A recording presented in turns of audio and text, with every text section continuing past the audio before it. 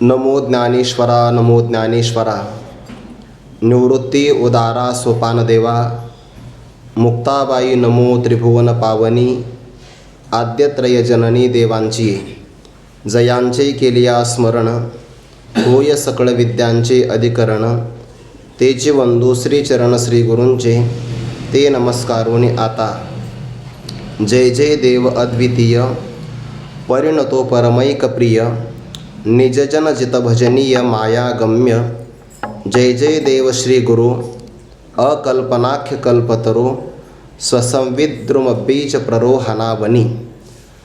कैवल्य साम्राज्य चक्रवर्ती विश्वमौली ज्ञानोबाराय सकल ब्रह्मनिष्ठ गुरुजनांच्या परमकृपेने श्री भगवती ज्ञानेश्वरीचा 18वा अध्याय अर्थात भगवद्गीतेचा हा कलशाध्याय आणि त्या अध्यायातील विविध प्रकारच्या विशेषणांचा वापर करून विश्वमौली ज्ञानोबाराय मंगलाचरणाच्या रूपाने आपल्या सद्गुरू श्री निवृत्तीनाथांच्या तात्विक स्वरूपाचं किंवा दया नावाची उपाधी धारण करून श्री गुरुपदाला प्राप्त झालेल्या महापुरुषांचं त्यांना जेवढं शक्य होईल तसं वर्णन करतात आणि त्या शब्दांचा मागोवा घेण्याचा आपणही त्यांच्याच परमकृपेने प्रयत्न करत आहोत.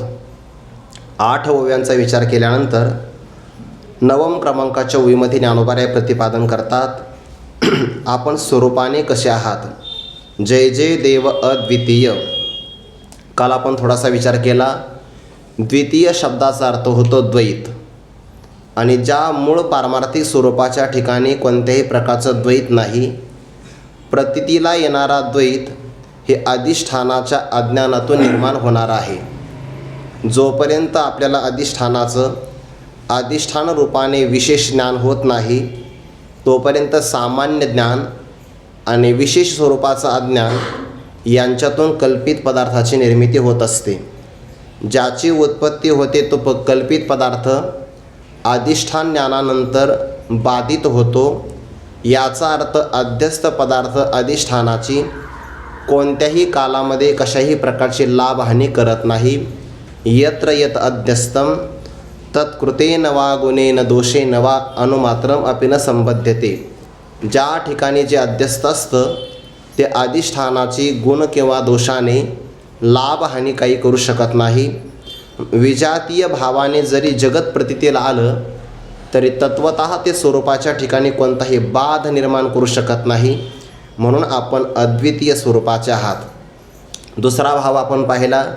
श्री गुरूंच्या ठिकाणी असणारं उदारता, सत्ता, स्वभाव किंवा अनेक प्रकारचे गुण यांच्यामध्ये त्यांची बरोबरी कोणीही करू शकत नाही.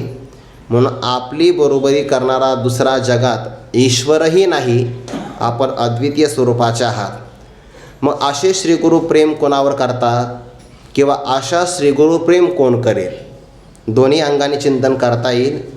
परिणतो परमैक प्रिय. ज्याच्या जीवनामध्ये नम्रता आहे किंवा ओपराम म्हणजे वैराग्य आहे. नम्रता म्हणजेच विनम्रता, विशेष प्रकारचं वैराग्य यांच्याच असणाऱ्या प्रीतीचा विशेष श्रीगुरू आहे. साधकाकडून लावलं तर किंवा श्रीगुरू कोणावर प्रेम करतात ज्यांचं परिपक्व वैराग्य झालेलं आहे. परिणत शब्दाचा आणखीन एक अर्थ घेतला आहे परिपक्व. ज्या वैराग्यामध्ये मी वैराग्यवान आहे असाही सूक्ष्म अभिमानाचा संबंध नाही. थोडक्यामध्ये ज्याने साध्य प्राप्त करून घेतल्यानंतर साधनांचा परित्याग केलेला आहे. आपण उदाहरण कायम पाहत असतो. तृप्ती झाली या जैसी साधने सरती अपैसी. देखे आत्मतुष्टी तैसी कर्मे नाही. किंवा ज्ञानोबारायांनी याच 18व्या अध्यायामध्ये पुढे बऱ्याच प्रकारची उदाहरणं दिली आहे. ज्याप्रमाणे एखाद्या केळीच्या झाडाला केळीचा घड लागला की त्या झाडाची वाढ आपोआप खुंटते. किंवा गाव आलं की रस्ता बरोबर गावामध्ये शिरतो, पुढचा प्रवास बंद करतो रस्ता. तैसा आत्मसाक्षात्कार होईल देखोनी गोचर. ऐसा साधन हतीर हळूची ठेवी. ज्ञानोबारा म्हणतात त्या साधकाला आता आत्मसाक्षात्कार अत्यंत समीप आलेला आहे हे लक्षात आल्यानंतर तो आपल्या हातातली सगळ्या प्रकारची साधनं, त्या साधनांचा अभिमान सोडून देतो किंवा साधनांचाही चांगल्या प्रकारे परित्याग करतो. जोपर्यंत साधनाचा अभिमान असेल तोपर्यंत रम्य समाधान मिळत नाही. काल आपण थोडासा विचार केला, एखादा सैनिक युद्धामध्ये जाऊन जर विजयश्रीची माला घेऊन येत असेल तर त्याला विजयाचा आनंद आहे, पण कुठपर्यंत? जोपर्यंत तो आपल्या अंगावर असणारं चिलखत काढून टाकत नाही तोपर्यंत त्याला रम्य समाधान मिळत नाही. वैराग्याचे गाढले अंगी त्राण होते भले, तेही नावे कढिले तेव्हाची करी. असं साधनाची ज्याची शांती झालेली आहे किंवा ऐहिक किंवा पारलौकिक भोगापासून ज्याचं मन विरक्त झालं आहे त्याला म्हणतात परिणतो परमैक प्रिय. अशा असणाऱ्या साधकावर श्री गुरु प्रेम करतात. इतकं प्रेम करतात, जर शिष्य त्यांच्या सेवेमध्ये उतरला आणि त्या कसोटीला जर प्राप्त झाला तर श्री गुरु पराजय स्वीकारतात आणि त्याला जय संपादन करून देतात. निज जन जित. काल आपण विचार केला की जे आपल्या स्वभक्तांकडून जिंकले जातात किंवा स्वाधीन होतात. आणि काल आपण विचार करत असताना ज्ञानोबांच्या चरित्राचा आपण काल 2-3 संदर्भाने विचार केला. ज्ञानेश्वरी ग्रंथ निर्माण होण्याच्या अगोदर शुद्धीपत्र आणायला जायचं आहे, तेव्हा निवृत्तीनाथाने स्वतःच्या बोधाचं वर्णन केलं. नाहम मनुष्यो नच देव यक्षो. जसं हस्तामलकामध्ये चिंतन आलं की नाही, तसंच या विश्वमौली ज्ञानोबारायांच्या आणि सद्गुरू निवृत्तीनाथांच्या संवादामध्ये सुद्धा बोधाची प्रगटीकरणाची भाषा आलेली आहे बघा. म्हणून आम्हाला शुद्धीपत्र देणारे हे कोण आहेत? शुद्धीपत्र आणायचं नाही. सोपान देवाने भक्तीचं श्रेष्ठत्व प्रतिपादन केलं. शुद्धीपत्राची आम्हाला गरज नाही, पण ज्ञानोबाने मात्र त्या दोघांनाही जिंकून घेतलं. श्री गुरूंना सांगता प्रत्यवाय आहे अशास्त्री चालता, पावन अवस्था जरी झाली. जरी आपली अवस्था पावन असेल तरी लोकसंग्रहाकरता मात्र आपण हे असं केलंच पाहिजे. त्या प्रसंगाला निवृत्तीनाथांनी आपलं अगोदर मांडलेलं मत माघारी घेतलं आणि ज्ञानोबाने सांगितलं तुम्ही जे म्हणता तसं आपण करू. ज्ञानेश्वरीमध्ये तर कितीतरी ठिकाणी निवृत्तीनाथांचा स्वभाव अबोल आहे, पण त्यांना बोलतं करण्याचं कार्य ज्ञानोबाराय करतात. म्हणून तर पहिल्या अध्यायामध्ये जवळपास 82 ओव्या खर्च केल्यात. निवृत्तीनाथांच्या लक्षात आलं जोपर्यंत आपण यांना शब्दाच्याद्वारे आज्ञा करणार नाहीत तोपर्यंत धर्मक्षेत्रीय कुरुक्षेत्रीय आपल्याला ऐकायला भेटणार नाही. म्हणून निवृत्तीनाथ असं म्हणतात, तव श्री गुरु म्हणते राही, हे तुझं बोलावी नलगे काही. आता ग्रंथा चित्त देई झडकरी बेगा. ज्यांचा स्वभाव अबोल आहे त्यांना जिंकून घ्यायचं आणि बोलण्याकरता भाग पाडायचं, हे ज्ञानोबांचं कार्य आहे की नाही. ज्ञानेश्वरीमध्ये अशी कितीतरी स्थळं आहे की जिथे निवृत्तीनाथ महाराज ज्ञानोबांना आज्ञा करतात, परितो रसाति शिव मुकुळी, ग्रंथार्थ दीप उजळी, करी साधू हृदय रावळी मंगळ उखा. अनेक ठिकाणी आहे की हे असो कथाची सांगे वेगी, आम्हाला बाकी काही विस्तार करू नका. त्या अर्थानेही निवृत्तीनाथांना ज्यांनी जिंकून घेतलेलं आहे. म्हणून निज जन जित आणि पुढे एक शब्द आला भजनीय मायागम्य. या 2 पदाचा विचार आपण जर घेतला, भजनीय कोण आहेत तर पुढच्या पदामध्ये येतं आहे जय जय देव श्री गुरु असे आपण आहात. या दोन्ही पदाचा आपल्याला सोबत विचार करता येईल, म्हणजे भाव यातला आणखी स्पष्ट होईल. इथपर्यंत काल पाहिल्यानंतर भजनीय आपण आहात, अर्थात सेवा करण्यासाठी आपणच योग्य आहात. श्रीमद भागवताच्या 11व्या स्कंधामध्ये त्या नवयोगेश्वरांनी त्या यज्ञामध्ये प्रवेश केला, म्हणजे यज्ञ मंडपामध्ये आले. तिथे तो राजा विदेह असणारा जनक निमी राजा यज्ञ करतो आहे आणि भाग्याचा उदय झाल्यामुळे नवयोगेश्वर ज्यांची अप्रतिहत गती आहे, ज्यांना कोणीही कुठे जाण्यापासून आवरू शकत नाही, ते नवयोगेश्वर ते अजनाब खंडामध्ये आले. आणि आल्यानंतर मग राजांनी 9 प्रकारचे प्रश्न विचारले. तर त्या प्रश्नामध्ये एक प्रश्न विचारला, मायेचं स्वरूप काय आहे. आणि मायेतून तरुण जाण्याचा उपाय काय आहे. त्यांना उत्तर देण्याकरता त्यांच्यामध्ये प्रश्न एकाने विचारला आहे, 9 प्रश्न. तर क्रमाने नवयोगेश्वराने उत्तर दिले आहे. नवयोगेश्वराने संवादामध्ये कशा प्रकारचा समन्वय असावा तिथं दिसतं आहे. नाहीतर मग गावोगावी माझा अभंग तू म्हणू नको अशा प्रकारचे कल निर्माण होतात. तो माझा चांगला बसलेला आहे असं मात्र नाही. नवयोगेश्वरांनी क्रमाक्रमाने उत्तर दिलं आहे. अंतरिक्ष म्हणे राया, तो पुशली हरीची माया, तो प्रश्नची गेला वाया, माया अतर्क्य स्वरूपाची आहे. ती बोलणाऱ्याच्या शब्दामध्ये जरी आली तर स्वरूपाने मात्र दिसत नाही. तैसी सत ना असत होई.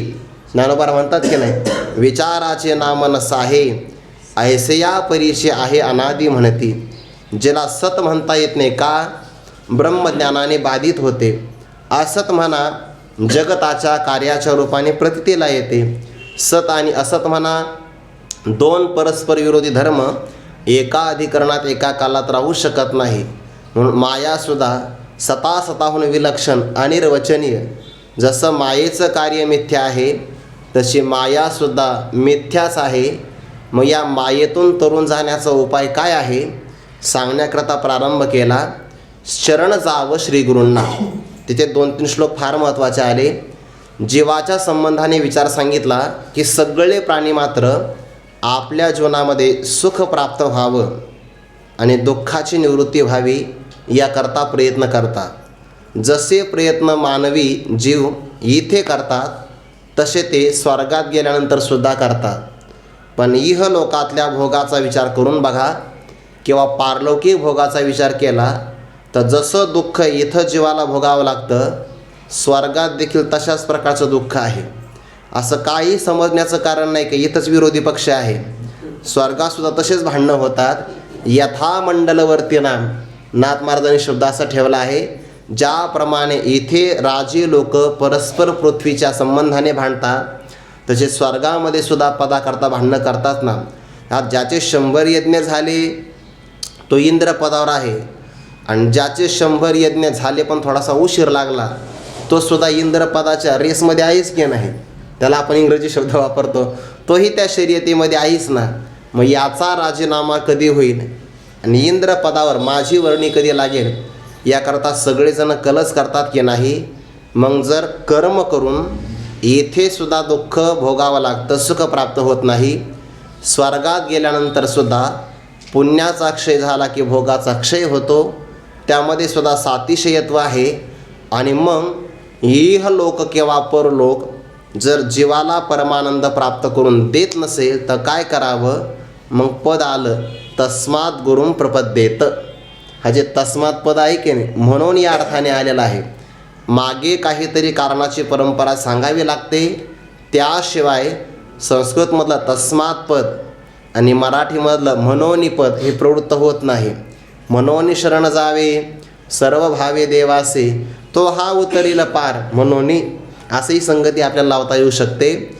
जर इहलोकातला भोग किंवा पारलौकिक भोग जीवाच्या दुःखाची निवृत्ती करू शकत नसेल तर मग त्याने काय करावं. तस्मात गुरुं प्रपद्येत. भजनीय कर्ममार्गाचं सेवन करा तर पुण्याने आपल्याला उत्तम लोकाची प्राप्ती होईल. पण पुन्हा मागच यावं लागतं. अन्य देवतांची उपासना करा तर मुळामध्ये ब्रह्मदेवापर्यंत सगळे असणारे देव पुनरावृत्तीच्या मापाशी गजाला त्यांची उपासना करणं आपल्याला शक्य नाही. मग आपल्यासमोर 2च तत्व आले आहे. एक आहे ईश्वर तत्व आणि दुसरं आहे श्री गुरु तत्व. मग कोणाची सेवा करावी. भाव असा आहे ईश्वरापेक्षा सुद्धा गुरूंची सेवा करावी. 13व्या अध्यायामध्ये जेव्हा आचार्योपासनं पद प्रारंभ होत आहे तेव्हा ज्ञानोबा एक गोड चिंतन देतात बघा. श्री गुरूंची सेवा का करावी. ही सेवा एक प्रकारची जन्मभूमी आहे आणि या भूमीची आपण सेवा केली तर शोकग्रस्त असणाऱ्या जीवाला ती ब्रह्मपदाची प्राप्ती करून देणारी आहे. आघवियाची दैवा जन्मभूमी ही सेवा, जे ब्रह्म करी जीवा शोचातेही ते आचार्योपास्ती, सांगिजेल तुझ प्रती बैसो दे एक पांती अवधानाची. ज्ञानोबा म्हणतात की ही सामान्य सेवा नाही. सगळ्या प्रकारचं दैव, त्या दैवाला जन्म देणारी जमीन कोण असेल तर श्री गुरूंची सेवा आहे. आणि फल लाभ काय प्राप्त होतो? अनादी कालापासून जो जीव संसाराच्या दुःखाला प्राप्त झाला त्याचं दुःख निवारण करण्याचं सामर्थ्य या सेवेमध्ये आहे. म्हणून ईश्वर सेवेपेक्षा सुद्धा श्री गुरूंची सेवा करणं महत्त्वाचं आहे. त्याने कर्म करावं पण वैराग्य प्राप्ती होईपर्यंत. श्रीमद भागवतामध्ये एक श्लोक फार गोड आहे. कर्म कुठपर्यंत करावं त्याचे 2 असणारे निकष सांगितले. जोपर्यंत वैराग्य प्राप्त होत नाही तोपर्यंत कर्म करावं, किंवा माझी कथा श्रवण करत असताना श्रद्धा उत्पन्न होत नाही तोपर्यंतच कर्म करावं. तावत कर्माणि कुर्वीत न निर्विद्येत यावता मत्कथा श्रवणादौ वा श्रद्धा यावन्न जायते. जोपर्यंत श्रद्धा उत्पन्न होत नाही किंवा जोपर्यंत अंतःकरणामध्ये वैराग्य प्राप्त होत नाही तोपर्यंतच कर्म करावं.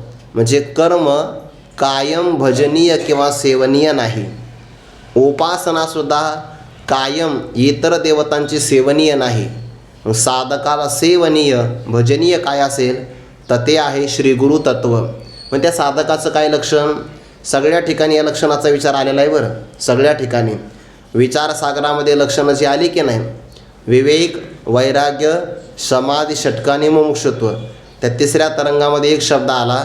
मागे 2 तरंगामध्ये ज्या अधिकायाचा आपण विस्ताराने विचार केला तोच या 3ऱ्या तरंगामध्ये साधक आहे. संक्षेपता सांगितलं, ज्याच्या ठिकाणी विवेक, अर्थात हा विवेक श्रीगुरूंच्या सेवेतून प्राप्त होणारा नाही, तो अगोदरचा विवेक आहे. सत्संगतीने प्राप्त होणारा सामान्य विवेक. आणि मग संत तेथ विवेकासने कीजे हा प्रामुख्याने विशेष विवेक नंतर प्राप्त होतो. वैराग्य, समाधी, षटक आणि मुमुक्षुत्व असेल तर त्या साधकाने श्रीगुरूंची सेवा करावी. नाथ महाराजांनी भागवतामध्ये त्यासाठी काही 2-3 श्लोक ठेवलेत बघा.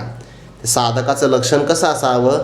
सर्वतः मनसो संगम आदो संगम च साधुषु दया मैत्रीम प्रश्रयम च भूतेष्वद्धा यथोचितम.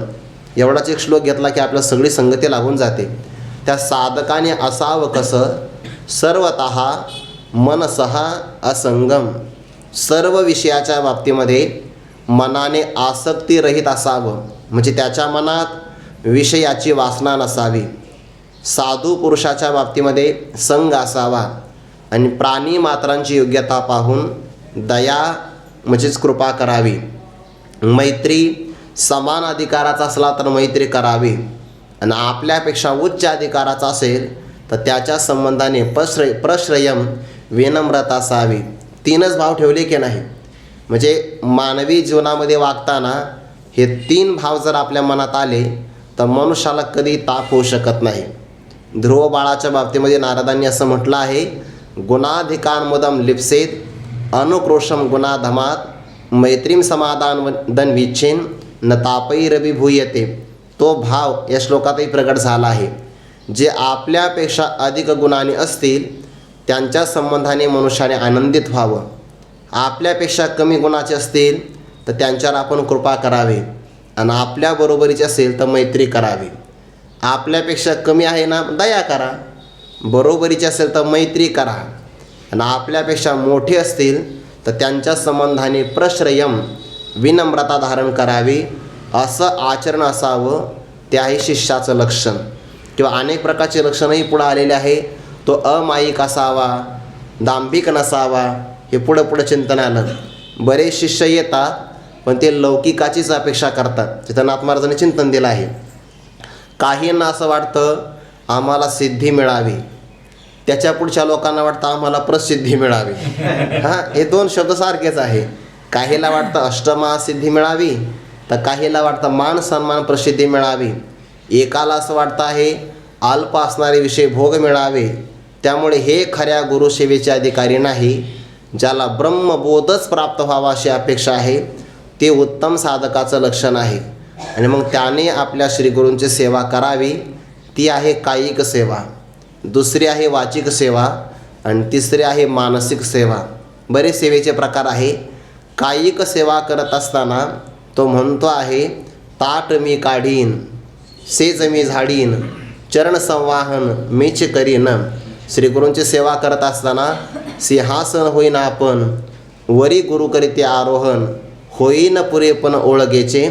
आचार्योपासन पदामध्ये ज्ञानोबा म्हणतात, मी श्रीगुरूंना प्रसन्न करून घेईन आणि त्यांच्याकडून एक वरदान मागीन. जर श्रीगुरू माझ्यावर प्रसन्न झाले तर त्यांना मी असं म्हणणार आहे, तेथ मागेन ऐसा वरून हो म्हणते श्रीगुरू. श्रीगुरू मला तयार झाले वरदान देण्याकरता. मग कोणतं वरदान मागायचं? तुमच्या सेवेला उपयोगी पडणारे जेवढे जेवढे पदार्थ आहेत त्याला उपकरण असं म्हणतात, ते सगळेच्या सगळे उपकरणं यांच्या रूपाने मी प्रगट व्हावं. याचा अर्थ एकही सेवा मी कोणाच्याही वाट्याला जाऊ देणार नाही. श्रीगुरूंच्या पायातल्या चरणपादुका पाऊवा मीची होईन, चरणपादुका मीच होणार. त्या चरणपादुका त्यांच्या पायामध्ये धारण करण्याकरता सेवे करी, तो सुद्धा मीच होईल. पाऊवा मी होईन तिया मी चिलेववीन, छत्र मी आणि करीन बारी पण. छत्र धारण करणारा मीच, मार्ग दाखवणारा मीच, स्वयंपाक करणारा मीच, स्वयंपाकातले पदार्थसुद्धा मीच, वाढणारासुद्धा मीच. हे सगळे प्रकार तिथं आलेले आहे. जिवंत असेपर्यंत मी ही सेवा करणारच, यात नवल नाही. पण यदा कदाचित प्रारब्धाने देह पडलाच तर पंचमहाभूतामध्ये या देहातले पंचतत्व समाविष्ट करील, पण सेवेमध्ये मात्र अंतराय होऊ देणार नाही. कुठपर्यंत? ऐसेन गणाविया कोडी कल्पांचिया, ये शरीरीची माती मिळवीन ती एकशिती, जेथ श्रीचरण उभे ठाती श्री गुरुचे. क्रमाक्रमाने आलेलंच आहे सगळं हे. जलतत्वामध्ये जलतत्व समाविष्ट करीन, तेज तत्वामध्ये तेज तत्व समाविष्ट करीन, श्रीगुरूंचं औक्षण मी करीन. त्यांचा श्वास त्या रूपाने वायू मी होईल आणि श्रीगुरू आपल्या परिवारासहित ज्या जागेत राहता तिथं मी होईल. ऐसेनी गणाविया कोडी कल्पांचिया, परी जित मेलान सांडी वा निमिष लोकान धाडी. ऐसेनी गणाविया कोडी कल्पांचिया, जित म्हणजे जिवंत असताना आणि मृत झाल्यानंतर सुद्धा न संडी काय? श्रीगुरु सेवा. श्रीगुरु सेवेचा परित्याग करणार नाही. म्हणजे मग जर तुम्हाला काही थोडीशी विश्रांती वगैरे करायची असेल तर तेवढ्या काळामध्ये ती सेवा तुम्ही कोणाकडे द्याल का? निमिष लोकांना धाडी. एक निमिष मात्र सुद्धा म्हणजे पापणी लवण्याचा जेवढा क्षण आहे की नाही त्याच्याही अर्धा क्षण निमिष तेवढा सुद्धा सेवेच्या बाबतीमध्ये मी इतरांना देणार नाही. निमिष लोकांना धाडी. आणि ही सेवा कुठपर्यंत करणार? काय संकल्प ज्ञानोबरायांचा? ऐसेने गणाविया कोडी कल्पांच्या, कोट्यावधी कल्प मी मोजत राहील पण सेवा मात्र देणार नाही. ज्ञानोबरायांच्या सेवेचा असणारा जो वेळ आहे की नाही तो सामान्य वर्ष 6 महिने असं नाही बघा, कल्पाचाच हिशोब आहे सगळा. ऐसेने गणाविया कोडी कल्पांच्या किंवा माझ्या सत्यवादाचे तर वाचा केले बहुत कल्प. म्हणजे ज्ञानोबरायांची असणारी कालगणना, सामान्य पुरुषाची कालगणना सामान्य असते, ज्ञानोबरायांची कालगणना मोठी बघा, फार मोठी झेप आहे. सेवा मात्र मी सोडणार नाही. भजनीय ही झाली कायिक सेवा. वाचिक सेवेच्याद्वारे जयाचे वक्त्र वाहे गुरुनामाचे मंत्र, गुरु वाक्या वाचून शास्त्र हाती न सेवे. आणि मानसिक सेवा आता हृदय आपुले चव फाळून या भले, वरी पैसवू पावले श्री गुरुची. मी त्यांचं मनन करणार, ध्यान करणार. किंवा पूर्ण सिंधू हे लावे फुटते जैसे, ध्यानची ध्यानाते प्रसवे. हा सेवेच्या विषयी माझा जिये गुरु सेवे विखी, माझा जीव अभिलाखी, मनोनी सोय चुकी बोली गेली. त्या आचार्योपासन पदाचा खूप विस्तार केलेला, खूप विस्तार. आणि एवढा मोठा जर आदर श्रीगुरूंच्या विषयी असेल तर त्या साधकाला ज्ञानोबा म्हणतात तो देव आहे आणि ब्रह्मज्ञान त्याचा भक्त आहे. हे असो तो देवो ज्ञानभक्त. तो देव आहे आणि ब्रह्मज्ञान त्याची सेवा करण्याकरता आपोआप चालत येतं. एवढा गौरव आहे. त्या सेवेचा आदर किती बघा.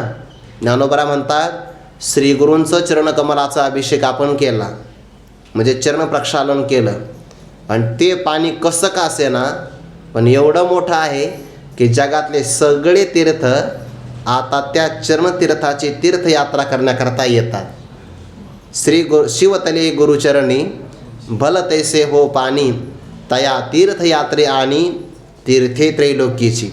जगातले सगळे तीर्थ त्या चरणतीर्थामध्ये आले आहे. वेगळं चरणतीर्थ घेण्याचं कारणच नाही. हा भाव असावा. श्री गुरुचे उशिटे वा लाहे जे अवचटे, ते तेने लाभे विटे समाधीशी. श्री गुरु भोजन करतात आणि त्यांच्या असणाऱ्या भोजनाच्या ताटातून थोडासा अल्पही प्रसाद उच्चिष्ट भाग मिळाला तर त्या लाभाने तो समाधी सुखाला सुद्धा विटतो. की या सुखापुढे समाधीचे सुख सांडा ओवाळून समाधीचं सुख या उचिष्ट पदार्थाची सुद्धा बरोबरी करू शकत नाही. पुढे ते चालत असताना एखादा रजकण जर आपल्याला लागला तर तो रजकण आणि मोक्ष सुख एकाच बरोबरीचा आहे. कैवल्य सुखासाठी परमानुघी किरटी, उधळती पायां पाठी चालता जे, साधका करता भजनीय श्री गुरु आहे. म्हणजे ज्यांच्या असणाऱ्या उचिष्ट भागातून समाधी सुखाचा योग आहे, ज्यांच्या चरणकमलाचा रजकण लागला तो मोक्ष सुखाची बरोबरी आहे.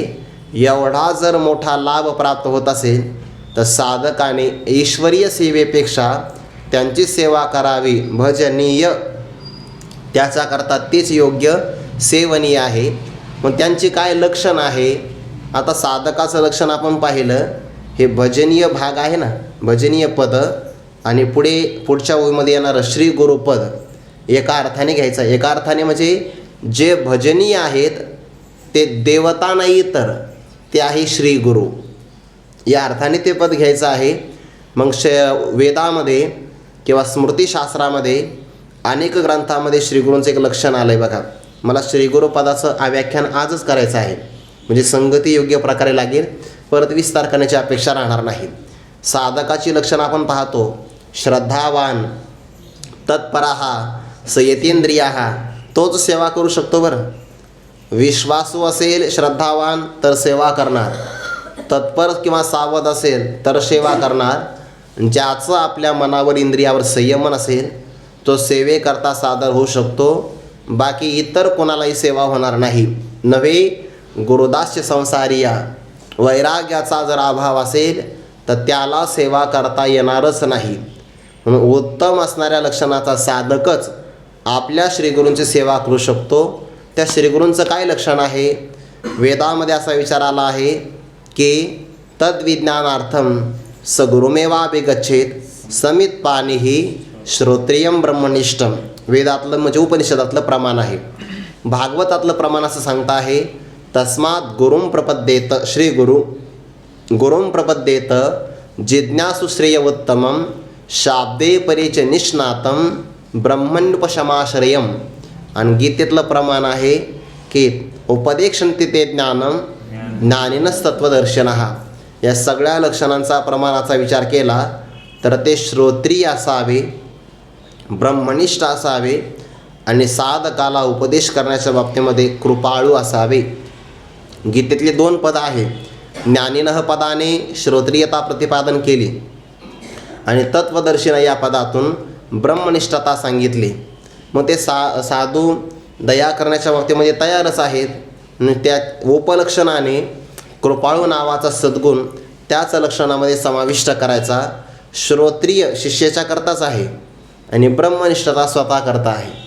एखादा महात्मा ब्रह्मनिष्ठ असेल तर स्वतःसाठी तो कृतार्थ आहे, पण जर श्रोत्रियतेचा अभाव असेल तो शिष्याच्या शंकेचं समाधान करू शकत नाही. पण त्या ब्रह्मनिष्ठ महात्म्यावर एखादा उत्तम अधिकारी श्रद्धा संपन्न असेल आणि जर त्याला शंका येत नसेल तर तेवढ्याने त्याचं काम होऊन जाईल. म्हणून श्रद्धावान पहिल्यांदा ठेवलं आहे. भगवद्गीतेमध्ये 4थ्या अध्यायामध्ये ज्ञानप्राप्तीचे 2 उपाय सांगितले. तद्विधी प्रणिपातेन परिप्रश्न सेवया सांगितले की नाही. उपदेक्षन्ति ते ज्ञानम ज्ञानिन सत्वदर्शनः. आणि पुढे लगेच एक श्लोक आला आहे, श्रद्धावान लभते ज्ञानम तत्परः संयतेंद्रियाः. 2 उपायापैकी जवळचा उपाय कोणता? तर मधुसूदन सरस्वती म्हणतात श्रद्धावान तत्परः संयतेंद्रियाः. हा उपाय जवळचा आहे. आणि म्हणतो पाठीमागे सांगितला प्रणिपातेन परिप्रश्नेन सेवया, त्याच्यामध्ये दांभिकता असू शकते. बऱ्याचदा इच्छा नसते, पण मग आता दुसऱ्याने नमस्कार केला म्हणून आपणही केला पाहिजे, म्हणून नमस्कार केला जातो. मला किती समजलं आहे हे सांगण्याकरता बऱ्याचदा प्रश्नही विचारला जातो. तिथं असं म्हटलं आहे की जिज्ञासू वृत्तीने बरेच माणसं प्रश्न नाही विचारित. महाराजावर वजन टाकायचं म्हणूनही काही लोक प्रश्न विचारतात परिप्रश्नेनं. आणि मनात नसेल तरी सुद्धा सेवेचा वरवर असणारा भाग आचरणात जातो. म्हणून तो उपाय ज्ञानाच्या साठी भगवंताने जरी सांगितला तरी तो जवळचा नाही. म्हणून श्रद्धावान, आणि श्रद्धावानाला शंका येत नाही. इदम इत्थम. म्हणून एखादा महात्मा श्रोत्रिय नसेल पण केवळ ब्रह्मनिष्ठ असेल तरी पण उत्तम अधिकाऱ्याचं कार्य तेवढ्याने सुद्धा होऊ शकतं. भाव असा आहे ते श्रोत्रिय असावे, ब्रह्मनिष्ठ असावे. किंवा नाथ महाराजांच्या पदामध्ये शाब्दे परेच निष्णातम, शब्द ब्रह्मात आणि परब्रह्माच्या अनुभवामध्ये निष्णात असावे. आणि परब्रह्माच्याच ठिकाणी ज्यांच्या सगळ्या वृत्ती शांत झाल्या आहेत अशा लक्षणाने संपन्न असणाऱ्या महात्म्याला म्हणतात श्रीगुरु. मग साधक या लक्षणाचा आहे आणि श्रीगुरु शास्त्रामध्ये प्रतिपादन केल्या उत्तम लक्षणाचे आहे. अशा श्रीगुरूंचा योग आपल्या जीवनामध्ये येतो, पण केव्हा? जर आपली योग्यता असेल तर. ऐसी कैमे साम्य दशा होय तीर्थ विरेशा, मग श्रीगुरु आपैसा भेटेचे का. आपोआप श्रीगुरु आपल्याला भेटण्याकरता येतातच, फक्त तेवढी योग्यता मात्र आपली असली पाहिजे. आणि अशा काय माणसं म्हणतात की श्रीगुरु कसे ओळखावे. जेव्हा मनुष्याचं अंतकरण एका विशिष्ट उच्च भूमिकेवर जातं ना, तेव्हा त्याला बरेच भाव कळतात. फक्त अंतकरणाची तेवढी असणारी उंची वाढली पाहिजे. मी एक वाक्य थोडंसं बोलून जातो, म्हणजे काल कीर्तनात वापरलं. आपल्या विचाराची उंची जेवढी उत्तम वाढेल तेवढ्या संत वाङ्मयातली खोली आपल्याला कळेल. म्हणजे जर खोल उतरायचं असेल तर तेवढी आपली उंची वाढावी लागेल. तसे अंतकरणाची एक विशिष्ट संवेदन क्षमता भूमिका प्राप्त झाली तर कोण महात्मा आहे हे अगोदरच आपल्याला कळतं. आणि महात्म्यांचं महात्म्य पण झाकल्या जात नाही. दर्शनाची प्रशस्ती पुण्यपुरुष, त्यांच्या शब्दातून ते ज्ञानोबा म्हणतात बघा, नाना आचार गौरव सुकुलीनाचे, का भूमीचे मार्दव सांगे कोंभाचे लवलव. नाना आचार गौरव सुकुलीनाचे, भूमीचा मृदूपणा त्या भूमीच्या उदारातून आलेला एक अंकुर सांगतो. जितका अंकुर अतिशय मृदू आहे आणि तो भूमीतून वरती येतो, म्हणजे भूमी त्याहीपेक्षा मृदू असली पाहिजे तरच तो वरती येऊ शकतो, नाहीतर येणार नाही. आपण गव्हाची पेरणी केली तर तो अंकुर नखाने तुटला जातो बघा, इतका मृदू असतो. पण भूमीतून वरती येतो याचा अर्थ भूमी त्याहीपेक्षा मृदू असली पाहिजे. म्हणजे भूमीचा मृदूपणा अंकुरावरून कळतो, तसं सुकुलीनाचा कुलीनपणा आचरणातून कळतो. तसं महात्म्याचं ज्ञान जाणीजे तेवी करणे सांगती ज्ञान, त्यांच्या अंतरंगातलं ज्ञान त्यांच्या कृतीतून प्रकट होतं आणि हे उत्तम साधकाला आपोआप कळतं बघा. तैसे हृदयेचे निज्ञाने जी देही उमटते चिन्हे, ते सांगो आता अवधाने चांगे ऐक. मग ते पुढे 18 प्रकारची लक्षणं 13व्या अध्यायामध्ये आली. असे श्रीगुरु तत्वाला प्राप्त झालेले महात्मे आले की त्या साधकाने त्यांची सेवा करावी.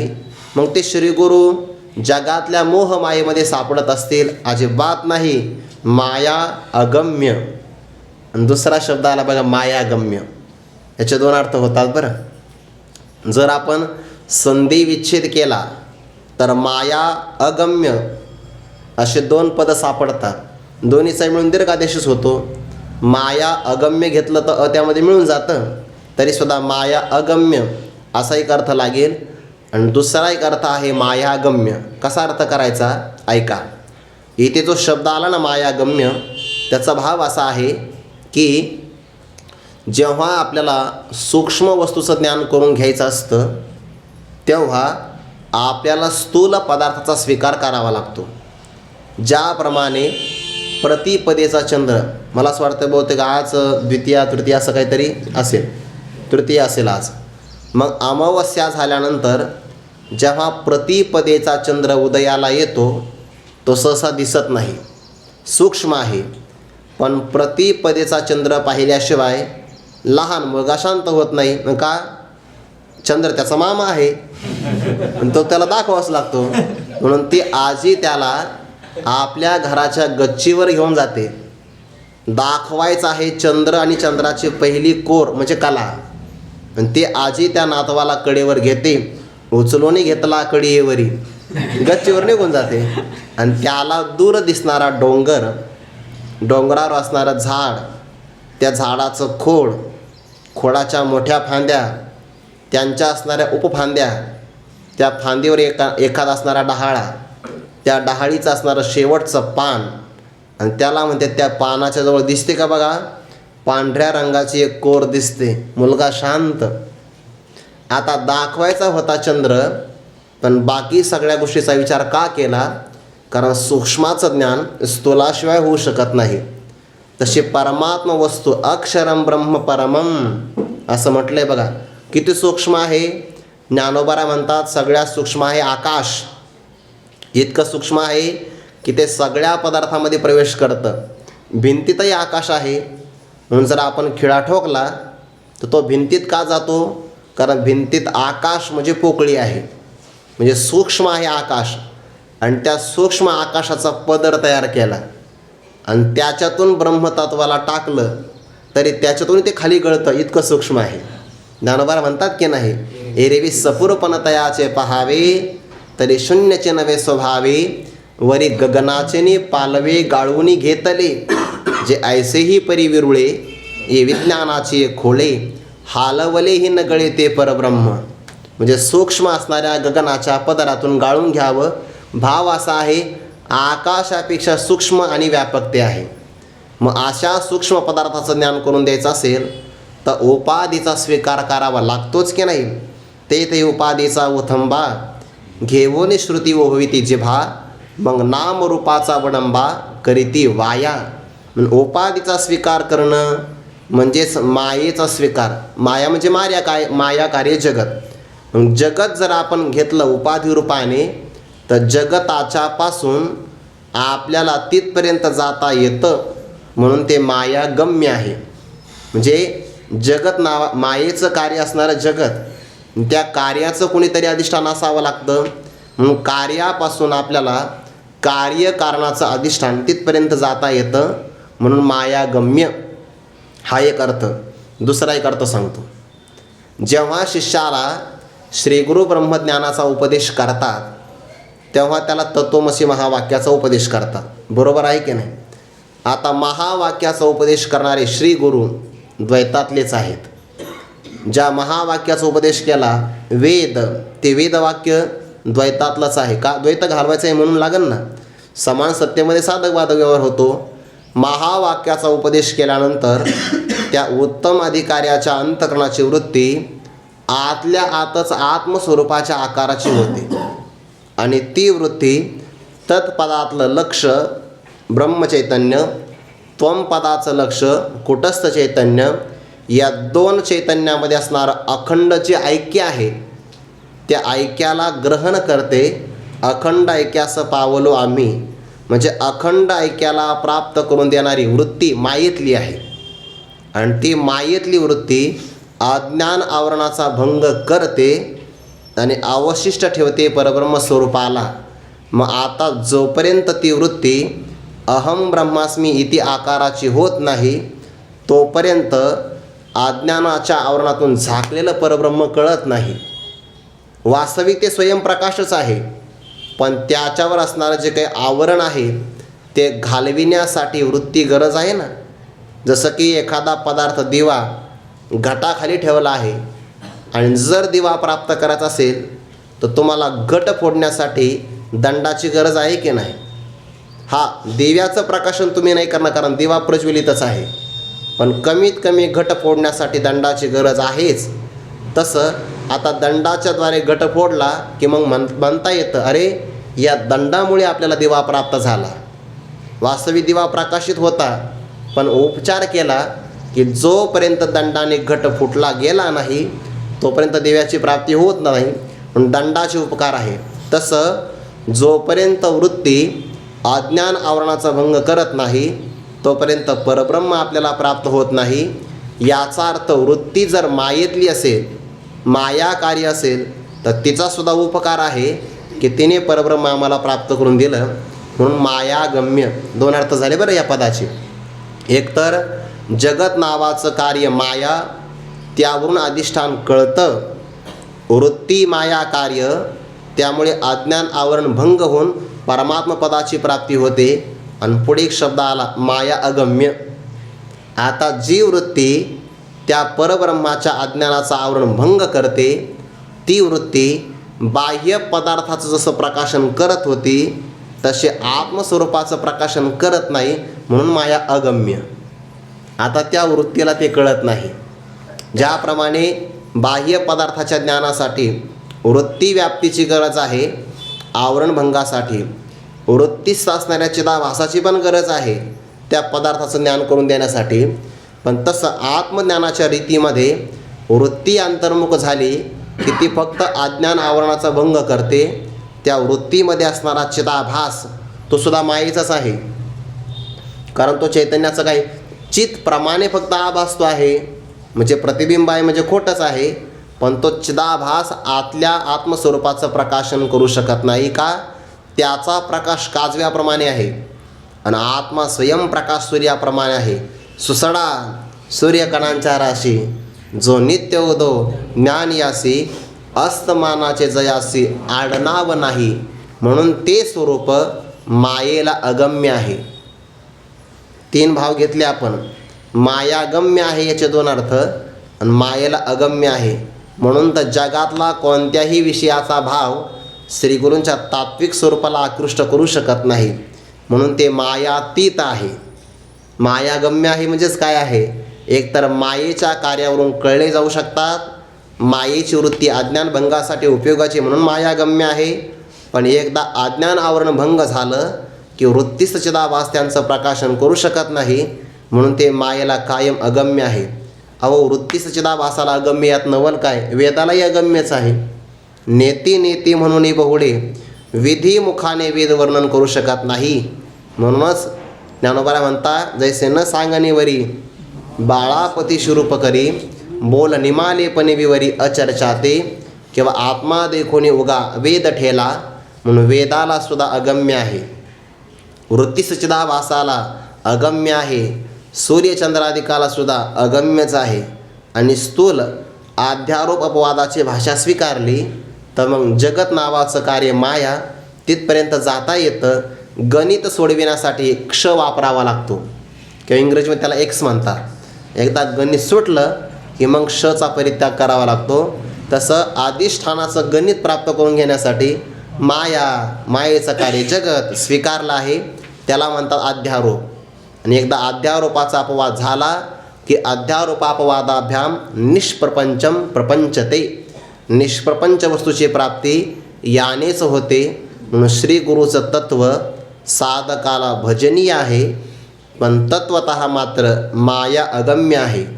आणि म्हणून ते मायातीत आहे.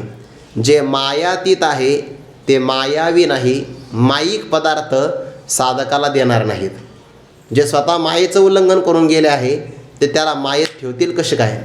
दैवी हेषा गुणमयी मम माया दुरत्यया, मामे वै प्रपद्यन्ते मायामेताम तरंते ते. एक भाव फार गोळ यातला. जे मायेच्या तावडीमध्ये सापडत नाही तेच दुसऱ्याला मायेच्या तावडीतून सोडू शकतात. माया अगम्य आहे की नाही? जो स्वतः मायेमध्ये सापडला तो दुसऱ्याला मायेतून सोडविण्याची काय हिंमत करणार आहे? जो स्वतःच उपवासी आहे तो दुसऱ्याला जीव घालू शकत नाही. तसा जो मायेच्या बंधनात आहे तो दुसऱ्याला मुक्त करू शकत नाही. म्हणून जो अमायिक आहे याचा अर्थ माया अगम्य आहे, त्यांच्या स्वरूपालाही मायाविषयी करू शकत नाही आणि तेही मायेमध्ये सापडत नाही. अगम्य शब्द आणखीन जवळचा लागतो बरं, म्हणजे तात्विक अंगाने. किंवा जर अध्यारोप घेतला तर मायागम्य शब्द लागतो. म्हणून भजनीय आणि पुन्हा शब्द सांगितला माया अगम्य किंवा मायागम्य. असे कोण आहेत? जय जय देव श्री गुरु, आपला जय जयकार असो. आपण दिव्य स्वरूपाचे आहात आणि आपण श्री गुरु आहात. ते अज्ञान अंधकाराचा नाश करतात. त्या पदाला गुरु असं म्हणतात. आणि ब्रह्मविद्येची संपत्ती ज्यांच्याकडे आहे म्हणून त्यांना श्री गुरु असं म्हणतात. नाथ महाराजांनी त्या पदावर चिंतन फार गोड दिलं आहे. गुरुपदाला योग्य कोण आहेत? बऱ्याच महात्म्यांना हा ब्रह्मात्मबोध प्राप्त होतो, बऱ्याच लोकांना तर होतच नाही पहिल्यांदा. असं म्हटलं आहे, श्रवणायापि बहुभिर्यो न लभ्यः किंवा श्रुत्वा पेदनं वेद न चैव कष्टित. काही जणांनी श्रवण केलं तरीसुद्धा हे बुद्धीवर आरूढ होत नाही आणि काही जणांना श्रवण करण्याकरता येतच नाही, योगही प्राप्त होऊ शकत नाही. उत्तम प्रकारचं श्रवण करायला भेटणं हे त्या कानांचं भाग्य असतं, कानाचं भाग्य आहे. आणि ज्याला हे उत्तम श्रवण करायला मिळतं त्याच्या जपतपाच्या पुण्याच्या प्रभावाचा तो उदय असतो. ज्ञानोबा म्हणतात बघा, आजी श्रवणेंद्रिया पाहले जे येणे गीता निधान दे केले, आता स्वप्नचे हे तुकले साचा सरीशे, आधीची विवेकाची गोठी वरी प्रतिपादी श्रीकृष्ण जगजेठी, आणि भक्तराज किरीटी परिसत असे. उदाहरण फार गोड दिलं आहे. जैसा पंचमालाप सुगंध, पंचम स्वराचा आलाप असावा आणि त्यालाही सुगंध असावा. जैसा पंचमालाप सुगंध की परिमळ आणि सुस्वाद सुगंधही असावा आणि त्या सुगंधाला रुची असावी. तैसा जाहला विनोद कथेचाही. ब्रह्मज्ञान साहित्य शास्त्राच्या नुसार सांगता येऊ शकतं आणि तेही ब्रह्मज्ञान वृक्ष नाही तर अतिशय गोड करून सांगता येतं. हे हातवटी ज्ञानोबा यांची आहे. नाहीतर मग शास्त्रीय ग्रंथाचं नमनही सुरू झालं तर बऱ्याच लोकांना झोप लागते. त्याच्यामध्ये वृत्ती रंगणे तर फारच लांबची गोष्ट आहे. पण जे साहित्य आणि शांती ही रेखा दिसे बोलती, जैसे लावण्य गुण कुळवती आणि पतिव्रता. काही उदाहरण दिले जबरदस्त. एखादी लावण्य गुणांनी संपन्न स्त्री असावी, पुन्हा कुलवान घरातली कुलवती असावी आणि त्यातही पुन्हा पातिव्रत्य धर्माचं परिपालन करणारी पतिव्रता असावी.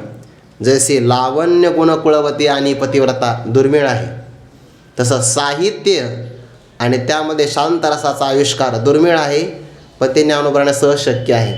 सद्गुरु कृपा होई तरी करिता काय आपण नोहे. म्हणून ब्रह्मज्ञान सहसा होतच नाही. श्रवणाकरता ते कठीणच आहे, पण श्रोत्यांच्या तपाचा उदय झाला ते ओवी काय होका जपतपे श्रोतयांची फळा आली, कैसी आगळी कदैवाची. जे गंगा जोडली अमृताची, होका जपतपे श्रोतयांची फळा आली. काय दैवाची आगळी काय म्हणे? ज्ञानोबा म्हणतात सामान्य गंगा नाही, गंगा जोडली अमृताची. साक्षात अमृताची गंगाच प्राप्त झाली. श्रवण करणं, गीतेचं श्रवण म्हणजे अमृताची गंगा आहे. ती उपमा थोडी कमीच पडेल गंगेची, पण अमृताची दिली तर मग बरोबरी होईल.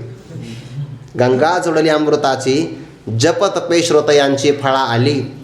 श्रोत्यांची असणारी जपतप फळाला आली तर मग त्याला श्रवणाचा योग प्राप्त होतो. इंद्रिय जाता आघवे तेही श्रवणाचे घर रे घावे, मग संवाद सुख भोगावे गीताक्य हे. गीता नावाने प्रसिद्ध असणारं हे संवादाचं सुख आहे बघा.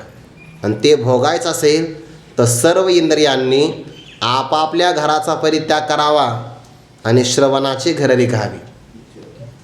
इंद्रिय जाता घवे श्रवणाचे घर रिघावे, मग संवाद सुख भोगावे गीताक्य. श्रवणाचा योग येतो तो दुर्मिळ आहे. आणि म्हणून जे मायेच्या बंधनामध्ये सापडले नाही, अशा माया अगम्य मायातीत श्री गुरूंची साधकांनी सेवा करावी. भजनीय आहे श्री गुरु. आपण साधकाचंही थोडं लक्षण पाहिलं, श्री गुरूंच्याहीच लक्षणाचा विचार केला. नाथ महाराजांनी एक ओवी फार गोड दिली बघा. तिथेच आले सगळ्या त्या ओव्या. तो असं म्हणतोय, शिष्य म्हणतो आहे की सद्गुरु ते मनुष्य बुद्धी, पाहू नेने जो त्रिशुद्धी, सेवे लागे निरवधी हर्षानंदी तत्पर. साधकाचं लक्षण सांगितलं आहे. आपल्या श्री गुरुला जो मनुष्य बुद्धीने कोणत्याही अवस्थेमध्ये पाहतच नाही. श्री गुरु तत्व आपल्या उद्धारासाठी एका देहामध्ये आविष्काराला आलं हे खरं आहे, पण ते आविष्काराला आलं म्हणजेच ते देहभावाला प्राप्त झालं असा अर्थ मात्र घ्यायचा नाही. ज्याप्रमाणे सूर्याचं प्रतिबिंब एखाद्या घटातल्या जलाशयामध्ये आलं किंवा पाण्यात प्रतिबिंबित झालं, याचा अर्थ सूर्य ओला झाला असं मात्र घेऊ नका.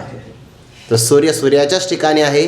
तसं परब्रह्मतत्व आपल्याला उपदेश करण्यासाठी माझ्या विठोबाचा कैसा प्रेमभाव, आपणची देव होय गुरु, गुरुतत्वाला आले म्हणून त्यांना ब्रह्ममूर्ती संत जगी अवतरले, उद्धरावया आले दीन जना.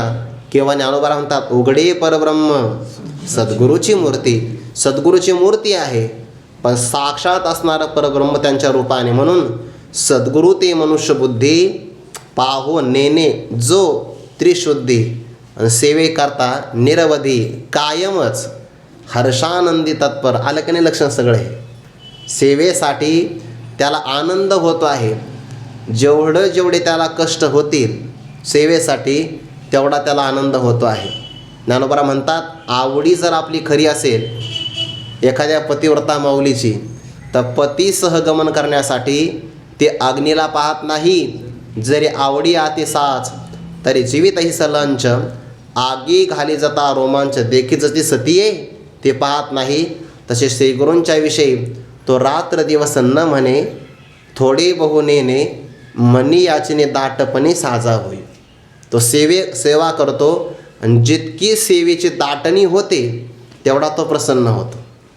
हर्षा सेवे लागी, सेवेच्या साठी मात्र सेवे लागी कायम निरवधी हर्षानंदी आणि तत्पर आहे. ते झालं साधकाचं लक्षण. आणि श्री गुरु शिष्याची सेवा घेणे हे स्वप्नीही न स्मरे मने. शिष्याची सेवा तो करत नाही, उलट स्वतः शिष्याची सेवा करणे आणि पूज्यत्व पाहण्याचं शिष्याची जो नेगे सेवा माने गुरु देवा समान. त्याचा फळी उपदेश तुकोबारायचं प्रमाण नाथ महाराजांची ओवी सारखीच आहे की नाही. शिष्याची सेवा स्वतः घेत नाही, स्वप्नातसुद्धा नाही स्मरण करत. काय भास्करबाबा म्हणत असतात हे प्रमाण शिष्य वाचतो आणि गुरूंना सांगतो शिष्याची जो नेगे सेवा मानी देवा समान त्याचा फळे उपदेश. असं नाही, हे प्रमाण गुरूंच्यासाठी आहे, ते शिष्याने वाचू नये. आपला अधिकार कळायला पाहिजे की आपल्यासाठी कोणतं प्रमाण आहे. ठाईचं वैसोनी करा एकचित्त हे आपल्यासाठीच आहे. जव हे सकळ सिद्ध आहे हात चालावया पाहे, त्याचा अर्थ कळायला पाहिजे की नाही. समन्वय कळत नाही. एखाद्याला आळस असतो आणि नेमकी त्याच्या हातात ओवी येते, तुम्ही व्रत नियमन करावे, तो काहीच नाही करत. मग असं नाही, त्याचा अर्थ कळायला पाहिजे. शिष्या गुरूंचा अधिकार किती मोठा आहे किंवा भाव किती मोठा आहे. आणखीन एक भाव सांगू का त्यातला. भाव असा आहे की श्री गुरु त्या साधकाला आपलं रूपच पाहतात, म्हणून त्याची सेवा करणं म्हणजे आपल्या स्वरूपाची सेवा आहे, म्हणून सेवा घेत नाही. असे असणारे श्री गुरु तुमचा जय जयकार असो. आणखीन काही चिंता नाही, उद्या पाहू. कुंडली गौरधारी विठ्ठल श्री ज्ञानदेव तुकाराम माऊली ज्ञानेश्वर महाराज की जय. जगद्गुरु तुकाराम महाराज की जय. सद्गुरु जोग महाराज की जय.